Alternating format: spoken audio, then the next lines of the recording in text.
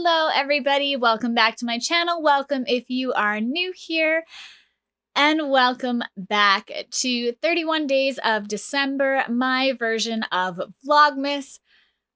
Today I'm going to take a break from all of my random storytelling and just history storytelling, I guess, and I'm going to read a creepypasta for you because I figured it's been a little while since I have done this and I think we would all really enjoy it.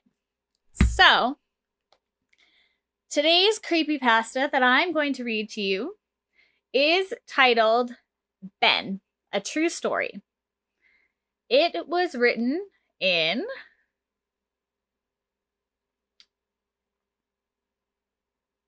I have no idea because there's no date. I tried. So yes, Ben, a true story. I was with two of my friends, Ben and Nick, on holidays when it happened. We were in an isolated part of Greece, somewhere that doesn't show up on Google Maps for some reason, traveling down a long stretch of road in our hire car in search of the next major city to party in. After initially planning on driving through the night, we accepted that we had lost our way and it was getting too dark to continue, so we pulled into a gas station for directions on where we could stay. The old man handed us an old brochure of a nearby village and insisted we go check it out. Since we were completely lost, we were left with no other option. Something different, we thought, but just how different we could have never guessed as we took the next left turn and ventured into the headlight-lit darkness. The only form of lodging out there was in remote cabins, separated far apart from each other for privacy, we guessed. The self-contained cabin had a bathroom, kitchen, queen bed, and a single bed, all that we needed for one night. Nick won the rock off for the single bed, so Ben and I would be sharing. Nick snores anyway, so I was cool with that. One feature of the cabin that unnerved me, however, was the large square curtainless window that occupied the entire area of the vacant wall. It bothered me especially now because night had fallen and the light was on inside, so it acted as sort of a two-way mirror. Anyone wearing black could easily look through the window without being noticed. We made plans to go out that night to the village bar, have some drinks, tell stories, and see where the night takes us. We discussed that we would leave the key under the rock by the front porch, and if we were to split up, whoever came home first would leave the door open for the others to get in. Why don't you say it louder so everyone hear... Why don't you say it louder so everyone can hear where we hide it? Ben joked. To which Nick found the pleasure in yelling it at the top of his lungs. Luckily, our cabin was isolated out here and there was no one else close by, I thought to myself as we drove off. It was a surprisingly fun night at the bar. We had plenty of shots of the local drink ouzo until the bar staff informed us we had drunk their stocks dry. It was cheap though. We were in Greece. The next thing I knew, it was late. The bar was closing and we had lost Ben. He must have left without us, though I don't remember him telling us he was leaving, I thought.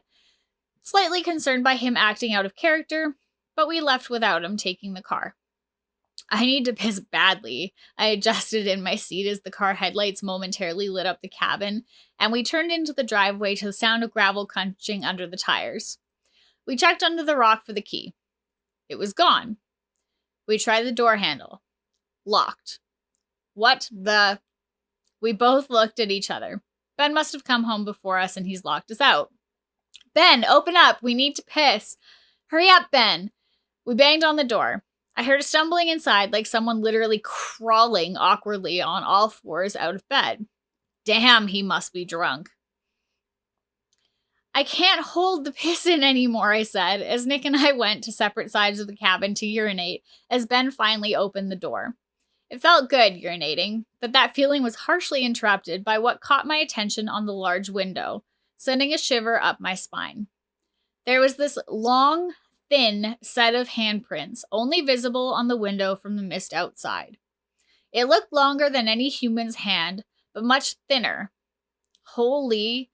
But I quickly cleared my mind of the scary and irrational images it was creating, and it was certainly just a regular human hand that had been smeared, causing the illusion that it's longer. Right? Either way, it occurred to me that someone, or something, might have been watching us. I hurriedly finished my business and rushed inside. We are not turning the light on, I thought, to prevent anything from looking in at us.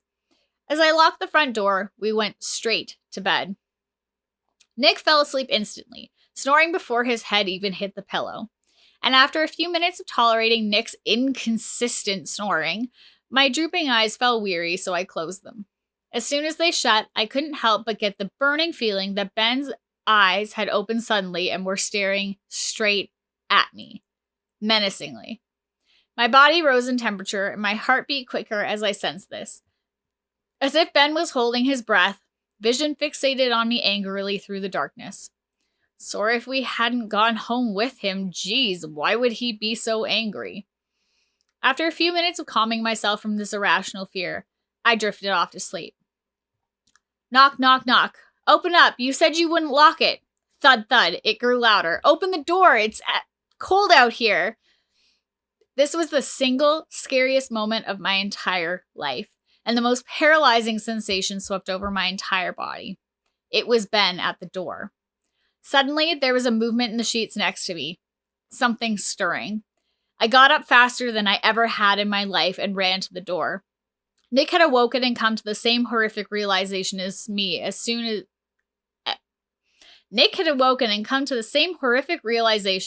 as me, right behind me and kicking the door open and fleeing outside to the car. Not once did we look back. I started the car and beckoned Ben to follow, but he didn't know what had happened. Still facing into the room, he turned on the light to see inside. This was a true story. It really happened. You can ask Nick if you don't believe me, but I wouldn't ask Ben. He doesn't say much anymore after the incident, and whenever questioned about what he saw that night, his face turns pale and expressionless, and he will immediately shut the nearest curtain. What the heck? I don't know. That was a really intense story, but also, not at the same time. I mean, it's always definitely been one of my fears that, I'll leave a key in a safe place and then, go out for the night and come home and there's going to be somebody in my house.